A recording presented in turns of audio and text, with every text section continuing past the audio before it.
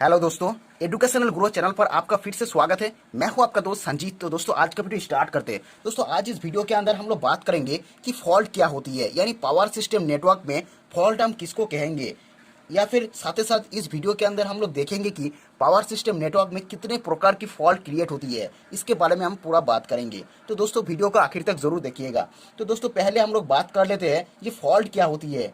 तो दोस्तों आपकी जो पावर सिस्टम नेटवर्क है, तो अगर दोस्तों उसमें किसी भी प्रकार की एबनॉर्मल कंडीशन या फिर एबनॉर्मल देखने को मिले तो उसको हम फॉल्ट कहते हैं, कोई भी पावर सिस्टम नेटवर्क के अंदर। तो दोस्तों अगर उसका डेफिनेशन की बात करें, अगर आपको इंटरव्यूअर अगर आपको पूछता है उसका डेफिनेशन के बारे में, तो दोस्तों आप यही कहेंगे कि any abnormal operation in a power system network या फिर any power system is term as a fault. अगर दोस्तों इसके हिंदी में डेफिनेशन की बात करें, तो दोस्तों अगर कोई डिजाइन और ऑपरेशन में अगर कोई कंपोनेंट या फिर कोई भी इक्विपमेंट जिसको हमने इस सर्किट के अंदर इस्तेमाल किया है, वो अगर किसी भी करंट की वजह से या फिर किसी भी कंडीशन की वजह से अगर परफॉर्म नहीं कर पा रहा है, तो उसको हम फॉल्ट कहेंगे। तो ये बेसिकली यही डेफिनेशन है फॉल्ट का। तो दोस्तों आप बात करते हैं यानी क्या क्या कारण है सकते, क्या क्या कारण हो सकते हैं, किसके किसके वजह से फॉल्ट की जो सिचुएशन है वो क्रिएट होती है। तो दोस्तों पहला पॉइंट है, बात करते हैं, वो है दोस्तों, पहला जो पॉइंट है वो है दोस्तों insulation failure. Insulation failure, insulation failure. दोस्तों ये जो इंसुलेशन फेलियोर, इसका जो पॉइंट है, जो हमारे अधिकतर फॉल्ट होता है हमारे घर में या फिर कोई भी पावर सिस्टम नेटवर्क के अंदर, तो वो इंसुलेशन फेलियर की वजह से होता है। कहने का मतलब दोस्तों, अगर ये जो इंसुलेशन फेलियर, ये अगर किसी भी मशीन की इंसुलेशन फेलियर हो जाता है, यानी कोई भी मशीन अगर इंसुलेशन फेलियर हो जाता है, तो फॉल्ट का सिचुएशन क्रिएट हो जाती है। तो दोस्तों ये एक कारण है फॉल्ट को, सिचुएशन को क्रिएट करने के लिए। दूसरा पॉइंट पे दोस्तों आते हैं। दूसरा जो पॉइंट है दोस्तों, वो है दोस्तों लाइटिंग स्ट्रोक। वो है दोस्तों लाइटिंग स्ट्रोक। दोस्तों इस कारण की वजह से, यानी जो हमारी आकाशीय बिजली होती है उसकी वजह से भी फॉल्ट का सिचुएशन क्रिएट हो सकते हैं। ये था दूसरा कारण या फिर दूसरा कंडीशन आप कह सकते हैं इसको। तो पहला कारण था इंसुलेशन फेलियर, दूसरा था लाइटिंग अरेस्टेड। तो दोस्तों तीसरा पॉइंट पे आते हैं। तीसरा जो पॉइंट है दोस्तों, वो है एनवायरमेंटल रीजन। दोस्तों एनवायरमेंटल रीजन, इसके वजह से भी हमारा जो है यानी फॉल्ट का सिचुएशन क्रिएट हो सकते हैं।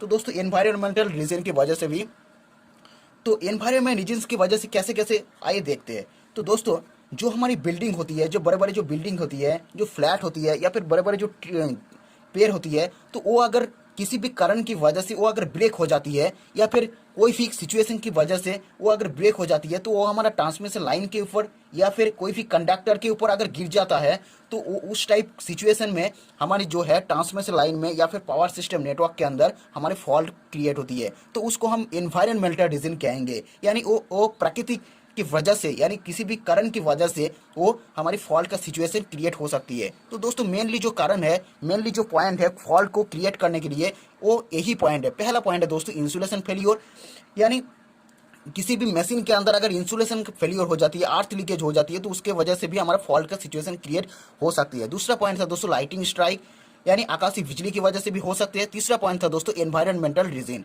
यानी कोई भी प्राकृतिक किसी कारण की वजह से भी हमारा फॉल्ट का सिचुएशन क्रिएट हो सकते हैं। तो दोस्तों ये था मेन तीनों रीजन फॉर, तीनों कारण था फॉल्ट को सिचुएशन को क्रिएट करने के लिए। आइए दोस्तों बात करते हैं फॉल्ट की प्रकार के बारे में, यानी कितने प्रकार की फॉल्ट हमारे ट्रांसमिशन लाइन में या फिर पावर सिस्टम नेटवर्क के अंदर क्रिएट हो सकते हैं। तो दोस्तों मैंने एक चार्ट ले लिया है, इसके बारे में पूरा बात करेंगे। दोस्तों फॉल्ट को हम दो टाइप में अगर डिवाइड करते हैं। पहला जो टाइप है दोस्तों, वो है दोस्तों शॉर्ट सर्किट टाइप। वो है दोस्तों short circuit type, short circuit type या फिर short circuit fault, short circuit fault. दूसरा जो टाइप है दोस्तों, वो है open circuit fault, open circuit fault. तो दोस्तों फॉल्ट को हम दो तरीके से डिवाइड करेंगे। पहला जो टाइप है दोस्तों शॉर्ट सर्किट फॉल्ट, दूसरा जो टाइप है दोस्तों वो है ओपन सर्किट फॉल्ट। दोस्तों ये जो शॉर्ट सर्किट फॉल्ट है, इसको हम दो तरीके से डिवाइड करेंगे, यानी ये भी अगर दो तरीके से डिवाइड करते हैं इसको हम शॉर्ट सर्किट। पहला जो टाइप है दोस्तों वो है सिमेट्रिकल फॉल्ट, सिमेट्रिकल। पहला जो टाइप है दोस्तों वो है सिमेट्रिकल, सिमेट्रिकल फॉल्ट। दूसरा जो टाइप है दोस्तों वो है अनसिमेट्रिकल फॉल्ट,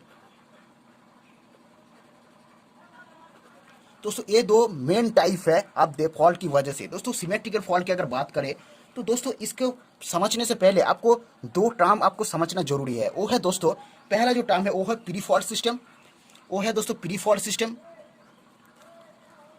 प्री फॉल्ट। और दोस्तों दूसरा जो है दोस्तों वो है post fault system, post fault system. Pre fault system दूसरा है पोस्ट फॉल्ट सिस्टम। ये दो टर्म को आपको समझना जरूरी है। तो दोस्तों आइए बात करते हैं। दोस्तों प्री फॉल्ट सिस्टम किसको कहेंगे? दोस्तों इसका मतलब है अगर फॉल्ट को आने से पहले सिस्टम का बिहेवियर कैसे है उसको हम प्री फॉल्ट सिस्टम कहेंगे, और फॉल्ट को आने के बाद सिस्टम का जो बिहेवियर होगा उसको हम पोस्ट फॉल्ट सिस्टम कहेंगे। तो यही दो टर्म है, pre fault and post fault. तो दोस्तों ये जो सिमेट्रिकल फॉल्ट की अगर बात करें, या अगर हम सिमेट्रिकल फॉल्ट को अगर बात करें तो दोस्तों ये जो सिमेट्रिकल फॉल्ट है, तो pre fault and post fault system, ये दोनों केस में जो हमारा सिस्टम है वो बैलेंस रहता है। यानी pre fault system and post fault system, ये दोनों केस में हमारा जो सिस्टम है वो बैलेंस रहता है सिमेट्रिकल फॉल्ट के अंदर। तो दोस्तों कहने का मतलब अगर आपके फॉल्ट तीनों फेज का बराबर इफेक्ट कर रहा है, यानी हमारा जो तीनों फेज होती है आर वाई बी हमारे जो तीनों फेज होती है, ये अगर तीनों फेज को अगर बराबर इफेक्ट कर रहा है तो उसको हम सिमेट्रिकल फॉल्ट कहेंगे। यानी सिमेट्रिकल फॉल्ट का मतलब है हर एक फेज के अंदर वो बराबर इफेक्ट करेगा। अगर दोस्तों यानी बैलेंस सिस्टम में अगर फॉल्ट क्रिएट होती है तो उसका जो वोल्टेज एंड वो जो करंट है वो तो चेंज होगा, लेकिन फॉल्ट होने के बाद भी उसका जो सिस्टम है वो बैलेंस कंडीशन में रहेगी। तो इसको हम सिमेट्रिकल फॉल्ट कहते हैं। दोस्तों इसके अंदर यानी सिमेट्रिकल फॉल्ट का मतलब तीनों फेज आर वाई भी इक्वली इफेक्ट करेगा। इसके अंदर दोस्तों दो फॉल्ट आता है। पहला जो है दोस्तों लाइन टू फॉल्ट, और दूसरा जो है दोस्तों वो है लाइन टू ग्राउंड फॉल्ट। ये दो फॉल्ट हमारा सिमेट्रिकल फॉल्ट के अंदर आता है। तो दोस्तों आइए बात करते हैं अनसिमेट्रिकल फॉल्ट के बारे में। तो दोस्तों फॉल्ट आने से पहले यानी फॉल्ट आने से पहले सिस्टम का बिहेवियर बैलेंस रहेगा अनसिमेट्रिकल फॉल्ट के अंदर, लेकिन अगर फॉल्ट आने के बाद सिस्टम का जो बिहेवियर होगा वो चेंज हो जाती है यानी अनबैलेंस हो जाती है, तो इसको हम अनसिमेट्रिकल फॉल्ट कहते हैं। इसको हम अनसिमेट्रिकल फॉल्ट कहते हैं। यानी फॉल्ट आने के बाद इसका जो बिहेवियर होगा सिस्टम का वो अनबैलेंस हो जाती है। मतलब अनसिमेट्रिकल फॉल्ट जो होता है वो उसमें इक्वली सभी फेज में इफेक्ट नहीं होती है, यानी आर वाई बी ये तीनों फेज में इक्वली इफेक्ट नहीं होती है। इसके अंदर भी दोस्तों तीनों फॉल्ट आते हैं। वो है दोस्तों लाइन टू ग्राउंड फॉल्ट, या फिर लाइन टू लाइन फॉल्ट, या फिर लाइन टू ग्राउंड फॉल्ट। ये तीनों फॉल्ट इसके अंदर आते हैं, यानी अनसिमेट्रिकल फॉल्ट के अंदर ये तीनों फॉल्ट आते हैं। आइए दोस्तों बात करते हैं ओपन सर्किट फॉल्ट के बारे में। दोस्तों ओपन सर्किट जो फॉल्ट होती है इसको हम दो तरीके से डिवाइड करेंगे। पहला जो टाइप होगा दोस्तों वो होगा one open conductor fault, one open conductor fault, और दूसरा जो टाइप होगा दोस्तों वो होगा two open conductor fault, two open conductor fault. ये दोनों टाइप होती है, यानी one open conductor fault, two open conductor fault. दोस्तों इसका मतलब क्या है आइए समझते हैं। दोस्तों मान लीजिए ये हमारा आर वाई बी तीनों फेज है, ये आर फेज है, ये वाई फेज है, ये बी फेज है, आर वाई बी तीनों फेज है। दोस्तों मान लीजिए आर फेज जो है ये ब्रेक है, अंदर से ये ब्रेक है, और वाई एंड बी फेज जो है ये ठीक ठाक है। यानी इसका मतलब है तीनों फेज यानी आर वाई बी, इसमें अगर एक फेज यानी मान लीजिए आर फेज अगर ब्रेक है अंदर से, तो मान लीजिए इसका जो ब्रेक होगा तो इसके अंदर जो करंट फ्लो होगा वो कितना होगा, I R is equal to zero. कितना करंट फ्लो होगा दोस्तों, I R is equal to zero. तो मतलब दोस्तों अगर किसी भी तीनों फेज में से कोई भी एक फेज अगर ब्रेक होती है तो उसके अंदर तो करंट तो फ्लो नहीं होगा, तो करंट फ्लो होगा वाई एंड बी फेज के अंदर। तो इसको हम कहेंगे वन ओपन कंडक्टर फॉल्ट, यानी एक ही कंडक्टर ओपन होती है, इसको हम वन ओपन कंडक्टर फॉल्ट कहेंगे। वहीं पे अगर दोस्तों अगर बात करें दो कंडक्टर अगर ओपन हो जाती है, ये आर फेज है, ये वाई फेज है, ये हमारा बी फेज है। तो दोस्तों अगर मान लीजिए आर ए वाई ये बी, अगर आर एंड वाई ये अगर दोनों फेज अगर ओपन हो जाती है तो हमारा बी फेज के अंदर हमारा करंट फ्लो होगा। तो दोस्तों ये जो दोनों फेज अगर ओपन होती है तो इसके अंदर कोई भी करंट फ्लो नहीं होगा। तो ये जो फॉल्ट है इसको हम टू ओपन कंडक्टर फॉल्ट कहेंगे। लेकिन दोस्तों वहीं पे अगर तीनों फॉल्ट यानी तीनों फेज आर फेज, ये हमारा वाई फेज, ये हमारा B phase R Y B, तीनों फेज अगर दोस्तों तीनों फेज अगर ओपन हो जाती है तो इसको हम फॉल्ट नहीं कहते, इसको हम स्विच ऑफ कंडीशन कहते हैं, इसको हम स्विच ऑफ कंडीशन कहते हैं। तो दोस्तों यही था आज का टॉपिक, जो फॉल्ट क्या होती है, कितने टाइप की फॉल्ट होती है। तो फॉल्ट बेसिकली दो टाइप की होती है, short circuit type fault, open circuit fault. Short circuit को हम दो टाइप में डिवाइड करते हैं, सिमेट्रिकल अनसिमेट्रिकल फॉल्ट। वहीं पे अगर ओपन सर्किट फॉल्ट को हम दो तरीके से डिवाइड करते हैं, one open conductor fault, two open conductor fault.